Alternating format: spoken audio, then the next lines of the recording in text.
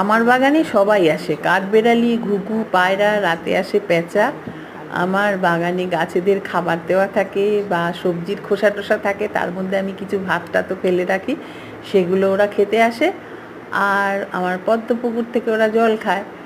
তো দেখো, আমি রোজই ভাবি ওদের ক্যামেরাবন্দি করব, কিন্তু করে উঠতে পারি না, তার আগেই পালিয়ে যায় বা হাতে হয়তো মোবাইলটা থাকে না।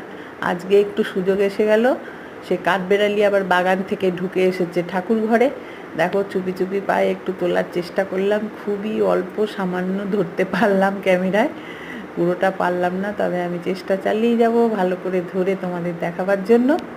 তো এখন এইটুকু উপভোগ করো, খুব ভালো লাগে। আর সব থেকে মজার কথা, কাঠবিড়ালি ঘুঘুকে তাড়া করে, দেখেছো কখনো? আমি দেখেছি, দুবার দেখেছি। আমি খুব চেষ্টায় আছি তোমাদের মোবাইল বন্দি করে দেখানোর জন্য। তো নাও, উপভোগ করো।